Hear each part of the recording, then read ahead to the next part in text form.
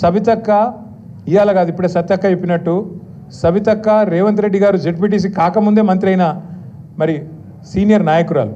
అట్లాంటి సీనియర్ నాయకురాలకి నిన్న మహేశ్వరం నియోజకవర్గంలో ఓడిపోయినమో కుర్చీ మీద కూర్చోబెడతారట, గెలిచిన వాళ్ళని మాత్రం కింద కూర్చోవన్నట్టు మనం పిచ్చోళ్ళ లెక్క వాడు కారు అట్లు ఇస్తుంటే వాడు ఇంకోటి చేస్తుంటే పోజులు కొడుతుంటే మనం చూడాలంట. అక్క ఏమనలే పాపం, కానీ కార్యకర్తలు ఊకుంటారా? ఊకోరు కదా. అరే మా మేడంకి అవమానం జరుగుతుందని లొల్లి పెడితే ఇలా హోంమంత్రిగా పనిచేసిన అక్క మీదికి గింతంత పోలీసు వాళ్ళు ఎగిరిపోయి రెచ్చిపోయి మాట్లాడుతూ ఉన్నాడు.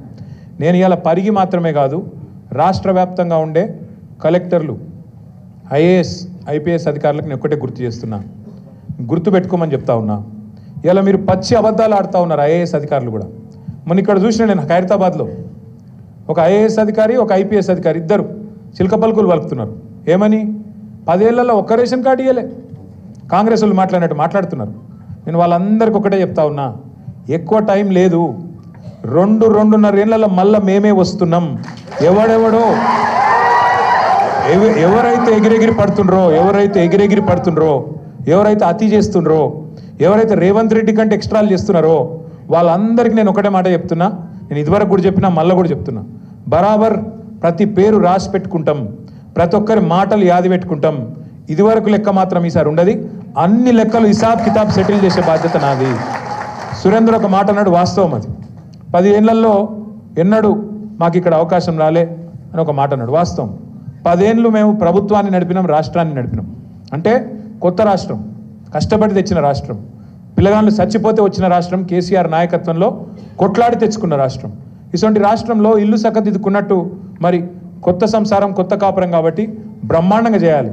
మంచిళ్ళు లేంది, పొలాలకు సాగునీళ్ళు లేంది, సంక్షేమ పథకాలేంది, పరిశ్రమలేంది, చెట్లేంది, పర్యావరణం ఏంది, ఒక్కొక్కటి తపస్సు లెక్క తీర్చుకుంటూ వచ్చినాం. ఎలా గర్వంగా చెప్పుకోవచ్చు ఏం సాధించింది తెలంగాణ 10 ఏళ్లలో అంటే. సరే మనం 1.8%తో మనం ఓడిపోవచ్చు. ఇప్పుడే మహేష్ అన్న ఒక మాట అన్నాడు, కొత్తగా గిన్ని గ్రామ పంచాయతీలు చేసినాం, గిన్ని తాండా పంచాయతీలు చేసినామని. ఎప్పటి నుంచో చెప్తున్నారు కాంగ్రెస్ వాళ్ళు, 78కి వెళ్ళి తాండాలు పంచాయతీలు చేస్తామని. చేసిర్రా? మళ్ళీ కేసీఆర్ వచ్చినాకనే బ్రహ్మాండంగా ఇవాళ 3400 తాండాలు, పల్లెలు, పంచాయతీలను చేసుకున్నాం. అట్లాగే కొత్త మండలాలు చేసుకున్నాం. మీ మహమ్మదాబాద్ కూడా అయింది కదా, చౌడాపూర్ అయింది, మహమ్మదాబాద్ అయిందా లేదా? రెవెన్యూ డివిజన్లు చేసుకున్నాం, కొత్తగా జిల్లాలు చేసుకున్నాం. వికారాబాద్ జిల్లా కావాలని ఎప్పటి నుంచి ఉండే మీకు కళ? ఇవాళ ఇక్కడికి వచ్చినాం, చాలా దూరం వచ్చినాం అంటున్నారు. ఒకప్పుడు రంగారెడ్డి కలెక్టరేట్ ఎక్కడుండే? హైదరాబాద్లో లగ్డికాపుల్లు ఉండే. మరి ఇవాళ ఏడుంది మీ కలెక్టరేటు? వికారాబాద్లో మీ కూతవేటు దూరంలో ఉన్నది. అంటే ఇవన్నీ కేసీఆర్ చేయలేదా? చేసురే కాదు, స్వయంగా ఈ రోజున్న మంత్రి కోమటిరెడ్డి వెంకటరెడ్డి చెప్పిండు, మన కలెక్టరేట్లు ఉన్నట్టు కొన్ని రాష్ట్రాల సెక్రటేరియట్లు కూడా ఉన్నాయని చెప్పి నేను చెప్పుడు కాదు, స్వయంగా ఇయ్యాలున్న మంత్రి కోమటిరెడ్డి వెంకటరెడ్డి భువనగిరిలో చెప్పినాడు. అద్భుతంగా కొత్త పంచాయతీలు, కొత్త తాండాలు, కొత్త మండలాలు, కొత్త రెవెన్యూ డివిజన్లు, కొత్త కలెక్టరేట్లు, ఐఏఎస్ ఐపీఎస్ అధికారులు మీకు అందుబాటులో. మీరు యాడిగో 100 కిలోమీటర్లు పోయి అక్కర లేకుండా మీ గడప ముంగటికి పాలన తెచ్చిన నాయకుడు కేసీఆర్ గారు. అది మాత్రమే కాదు, ప్రతి గ్రామంలో భారతదేశంలో ఎక్కడ కూడా లేదు ఇవాళ మన దగ్గర ఉన్న పరిస్థితి. నర్సరీలు, పల్లె ప్రకృతి వనాలు, ఇంటి ముంగట నల్ల, అట్లాగే బ్రహ్మాండంగా ప్రతి ఊళ్ళో ఒక రైతు వేదిక, ప్రతి ఊరిలో ఇవాళ ప్రకృతి వనంతో పాటు డంపింగ్ యార్డు, అట్లాగే శ్మశాన వాటిక, వైకుంఠధామం ఎక్కడ ఉన్నాయా భారతదేశంలో? ఎవరన్నా ముఖ్యమంత్రి ఇంత సూక్ష్మంగా ఆలోచించినోడు ఉన్నాడా? పల్లె ప్రగతి, పట్టణ ప్రగతి ఇంత పెద్ద ఎత్తున ఆలోచించి ఇవాళ ఈ వర్గం ఆ వర్గం అని కాదు, రైతులు కడుపులో పెట్టుకుని చూసుకున్నారు కేసీఆర్ గారు. 24 గంటలు కరెంటు వ్యవసాయానికి ఉచితంగా ఇచ్చిన ముఖ్యమంత్రి భారతదేశంలో ఎవరైనా ఉన్నారా స్వాతంత్రం వచ్చినాక? ఒక్కడు కేసీఆర్. 73,000 కోట్ల రూపాయలు రైతుల ఖాతాల్లో 11 విడతల్లో జమ చేసిన నాయకులు ఇంకెవరైనా ఉన్నారా భారతదేశంలో ఇప్పటి వరకు? కేసీఆర్ తప్ప. మరి నేను అడుగుతా ఉన్నా, ఇవాళ తప్పెవరిది? మనది, కార్యకర్తలది. సార్ పనిచేసిండు, కానీ ప్రజలకు అర్థమయ్యేటట్టు చెప్పుట్లో మనం ఫెయిల్ అయినాం, మనం విఫలమైనాం. ప్రజలకు మనం చెప్పుకోలే, వికారాబాద్ జిల్లా చేసినామని చెప్పుకోలే, బ్రహ్మాండంగా కొత్త పంచాయతీలు చేసినామని చెప్పుకోలే, తాండాలకు మరి ఇవాళ 6 నుంచి 10% రిజర్వేషన్ గిరిజనులకు పెరిగిందని మనమే చెప్పుకోలే. ఏ రకంగా ఇవాళ తెలంగాణలో 10 ఏళ్లలోనే ఎన్ని విషయాల్లో మనం ముంగటికి పోయినామో చెప్పుకోలేకపోయినాం. అవతలోడు ఏం చేసిండు, దాన్ని అండగా పెట్టుకుని మనం చెప్పుకోలే. అవతలోడు వచ్చి ఆశ చూపెట్టిండు. కేసీఆర్ 2,000 ఇస్తుండా, నేను 4,000 ఇస్తా. కేసీఆర్ లగ్గానికి 1,00,000 రూపాయలు ఇస్తుండా, నేను మీదికెళ్ళి తులం బంగారం ఇస్తా. కేసీఆర్ ఇచ్చే 1,00,000 రూపాయలు పెళ్ళి అయిపోయినాక, లగ్గం అయిపోయినాక 2 నెలలకు వస్తున్నాయి. అదే నేను వచ్చినా అనుకో, నువ్వు పత్రిక పెట్టుకో, పత్రిక పెట్టుకున్న రోజే నీకు మళ్ళా కులం బంగారం వస్తుంది, 1,00,000 రూపాయలు వస్తాయి. ఇట్లా కథలు చెప్పే వరకు పాపం నమ్మిండ్రు, నమ్మి ఇవాళ బాధపడతా ఉన్నారు. మీరు నేను మనందరం కార్యకర్తలుగా మనందరం చేయాల్సింది ఒకటే పని. ఎందుకంటే అధికారం కోసం ఇంకో దానికోసమో కాదు. సరే, కేసీఆర్ గారు మళ్ళీ గెలిస్తే ముఖ్యమంత్రి అవుతారు. ఆయన ఇప్పటికే 10 ఏళ్ళు ముఖ్యమంత్రి చేసిండు. ఆయనకేం కొత్త పదవి కాదు, ఆయనకేం కొత్త పదవి రాదు. కానీ పాడైపోతున్న తెలంగాణ, కష్టపడి తెచ్చుకున్న తెలంగాణలో ఇలా ఈ దుర్మార్గులు చేస్తున్న నిర్వాకం, ఈ దుర్మార్గుల ప్రవర్తన వల్ల మళ్ళొక్కసారి 10-15 ఏళ్ళు వెనుకపోయే పరిస్థితి ఉన్నది. అందుకే మళ్ళీ తెలంగాణను పట్టాలెక్కియాలంటే ఒకటి మన ముంగటున్నది, అది కేసీఆర్ గారి నాయకత్వమే తప్ప ఇంకోటి కానే కాదు. అందుకే కార్యకర్తలుగా మీరు నేను అందరం కలిసి పనిచేద్దాం. ఏమేం పాడైపోయింది అని మీరు అడగచ్చు. ఒక్కటే మాట నేను అడుగుతా ఉన్నా, మీరు చెప్పండి నాకు.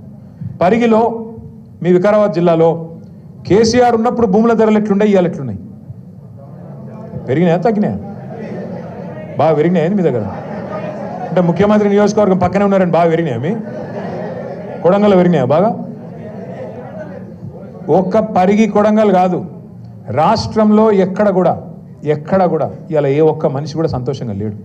మీరు రైతుల కాడికి పోండి, రైతులు చెప్తున్నారు, ఖుల్లా చెప్తున్నారు, అన్నా మోసం జరిగిపోయింది, తినే పల్లెంలో అన్నంలో మన్ను పోసుకున్నట్టు అయిపోయింది, మంచిగుంటిమి, రైతు బంధు వస్తుండే, రైతు బీమా వస్తుండే, టైంకి ఎరువులు దొరుకుతుండే, విత్తనాలు దొరుకుతుండే, పండించిన పంటకు గిట్టుబాటు ధర ఉంటుండే, పైసలు టైంకి పడుతుండే, మంచిగా పొక్తాగుంటిమి, కళ్ళల కాడికి వచ్చి వడ్లు కొనుక్కపోదురు. ఇలా ఏం పరిస్థితి వచ్చింది? కొనటోడు లేడు, టైంకి ఎరువులు దొరకాయి. మళ్ళీ ఇప్పుడైతే మల్లేష్ గారు చెప్పినట్టు చెప్పులు లైన్లో చెప్పులు పెట్టుకొని ఇవాళ మళ్ళొక్కసారి ఆధార్ కార్డులు పెట్టి ఆధార్ కార్డు ఎగిరిపోకుండా దాని మీద బండ పెట్టి ఇంత కథ చేసే పరిస్థితి మళ్ళీ వచ్చింది. ఆనాటి రోజులు తెస్తారంటే నిజంగానే తెచ్చిండన్న వీడు, ఇదివరకు అప్పుడు ఎట్లున్నానో మళ్ళీ గదే రోజు వచ్చింది అని ఇలా రైతులు మొత్తుకుంటా ఉన్నారు. 2 లక్షల రుణమాఫీ అన్నాడు, 2 లక్షల రుణమాఫీ అన్నాడు. ఇక రుణమాఫీ కథ ఇప్పుడే అక్క చెప్పింది, చారాన కోడికి బారాన మసాలా అని, గట్లనే ఉన్నది. 50,000 కోట్ల కాడ మొదలైంది రుణమాఫీ కథ. బ్యాంకులలో నిలిచి మీటింగ్ పెడితే వాళ్ళు చెప్పారు, సార్ మొత్తం నువ్వు చెప్పినట్టు 2 లక్షల రుణమాఫీ చేయాలంటే 50,000 కోట్లు కావాలని చెప్పారు. 50,000 కోట్లు అంటే ముఖ్యమంత్రి రేవంత్ రెడ్డి గారు మొదలు డైలాగులు కొట్టిడే, చేసేద్దాం, ఎడమ చేత్తో చెప్తా, కుడి చేత్తో చెప్తా అన్నాడు. అన్నంకేమైంది? తెల్లారి వరకు అర్థమైంది, అబ్బో ఇదేదో ఉంది, మనం ఏదో నరికినం ఇష్టం వచ్చినట్టు, కానీ ఇక్కడ అట పరిస్థితి లేదు అనుకొని తెల్లారే 50,000 కోట్లని ఒకరోజు చెప్తారు, తెల్లారే ముఖ్యమంత్రి గారు ఇంకెక్కడో మాట్లాడుకుంటే చెప్పేసిండు. ఏమున్నదా, ఒక్క సంవత్సరం కడుపు కట్టుకుంటే 40,000 కోట్లు ఇట్లా వస్తాయి, ఇట్లా వాడేస్తా, రుణమాఫీ చేస్తా అన్నాడు. తెల్లారి వరకే 10,000 కోట్లు మాయం. 40,000 అన్నాడు, పోనీ 40,000 చేస్తాడేమో అనుకున్నాం. మళ్ళీ ఏమైందో క్యాబినెట్లో పెట్టిరు, క్యాబినెట్కి వచ్చే వరకు 31,000 కోట్ల రుణమాఫీ అన్నారు, మళ్ళీ 9,000 కోట్లు మాయం. ఆడికి వెళ్ళి అసెంబ్లీకి వచ్చింది బడ్జెట్లో పెడితే 26,000 కోట్లు, ఇంకో 5,000 కోట్లు మాయం. ఆ 26,000 కోట్లను అదన్ని ఇస్తాడా అనుకుంటే ఆఖరికి మొన్న బట్టి విక్రమార్క గారు మొన్న చెప్తున్నారు, ఎక్కడో బ్యాంకర్లకు ఇంగ్లీష్లో చెప్తున్నాడు, మనకు అర్థం కావద్దని. ఏమని? అరే మేము పైసలు ఇద్దాం అనుకుంటే 12-11,000 కోట్లు కూడా పడలేదా ఇంకా ఈ ఖాతాలల్లా అని. ఏడ మొదలైంది కథ? 50. ఆఖరికి ఇచ్చింది ఎంత? 11-12. అంటే ఎంత? చారానా కోడికి బారానా మసాలా, గట్లున్నది ఇవాళ. అందుకే రైతులు ఇవాళ పిచ్చి కోపం మీద ఉన్నారు. రైతు బీమా లేదు, రైతు బంధు రాదు. కేసీఆర్ ఉన్నప్పుడేమో రైతు బంధు టింగ్ అని పడుతుండే, ఇప్పుడు మంచిగా బ్రహ్మాండంగా నాట్లప్పుడు పడుతుండే. రేవంత్ రెడ్డి వచ్చినాక ఓన్లీ ఓట్లప్పుడు మాత్రమే పడుతుంది. పార్లమెంట్కి ఒక తాప, ఇప్పుడు పంచాయతీ ఎలక్షన్ ఉంది కాబట్టి ఇంకోసారి మళ్ళీ 7. కాబట్టి ఇప్పుడు సౌండ్ మారింది. ఇదివరకు టింగు ఉంటే ఇప్పుడు టకీ అట సౌండ్ మార్చిండు రేవంత్ రెడ్డి. టకీ మరి మంచిగా పడితే బాగుండు, నాట్లప్పుడు పడాలి, ఓట్లప్పుడు కాదు కదా. నేను మీకు ఇవాళ చెప్తున్నా, రాసి పెట్టుకోండి, యాది పెట్టుకోండి. నేను చెప్తున్నా, కేసీఆర్ గారు ఆనాడు చెప్పిండి, నేను మళ్ళీ ఇవాళ చెప్తున్నా. కేసీఆర్ ఎలక్షన్లో అప్పుడు చెప్పిండు, కాంగ్రెస్ గెలిస్తే రైతు బంధుకు రామ్ అవుతుంది అని చెప్పిండు. నేను ఇవాళ చెప్తున్నా, ఈ ఒక్క ఎలక్షన్ల గండం దాటిందంటే రైతు బంధు ఖచ్చితంగా ఎత్తేస్తాడు, ఖచ్చితంగా మనకి ఇయ్యడు, యాది పెట్టుకోండి.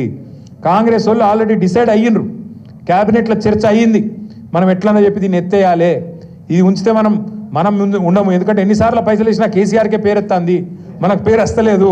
రైతు బంధు అనగానే కేసీఆర్ యాదికి వస్తుండు, మనం యాదికి వస్తలేము, కాబట్టి ఇది పెట్టి లాభం లేదు, తీసేయాలని వాళ్ళు ఆల్రెడీ డిసైడ్ అయ్యిండ్రు.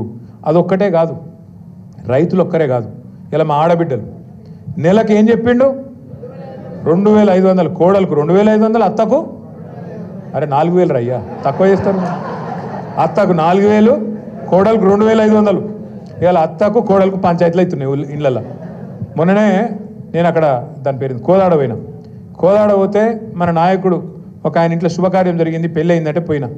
పోతే అత్త కోడలు కొద్దిగా ఏదో కొట్లాడుకున్నట్టున్నారు, సీరియస్గా ఉన్నారు, మాట్లాడతలేరు. నేను ఫోటో దిగుతాను, నా దగ్గర రమ్మన్నారు, అటు ఇటు నిలబడ్డా. నేను అత్త కోడలను చూస్తలేదు, కోడలు అత్తలను చూస్తలేదు. నాకు డౌట్ వచ్చింది, ఏదో తేడా ఉంది వ్యవహారం అని అడిగిన అత్తను. ఏందమ్మా ఏదో ఇక్కడ కోపంగా ఉన్నావు, ఏం సంగతి అంటే ఏం తెచ్చింది కోడలు, నెలకు 2500 వస్తుంది అనుకున్నా, ఏం లానే లేదు, కొత్త కోడలు వస్తే అని ఆయమంటుంది. అనగానే కోడలి పిల్ల కూడా బాగా గడుస్తుంది. అత్త నీకు 4000 నీకు వచ్చిందా, నువ్వు తెచ్చినవా? నేను అనుకున్నా, వామ్మ రేవంత్ రెడ్డి ఎంత పని చేస్తేవిరా అయ్యా, ముందే ఎంత పని చేస్తేవి, అత్త కోడలకు పంచాయతీలు కూడా పెడుతున్నావు కొత్తగా నీ వల్ల. ఇటువంటి పరిస్థితి అలా ఒక కోదాడలనో ఒక పరిగిలనో కాదు, రాష్ట్రం అంతటా ఉన్నది. మోసం కాని వ్యక్తి, మోసపోని వ్యక్తి ఈరోజు రాష్ట్రంలో ఎవరూ లేరు.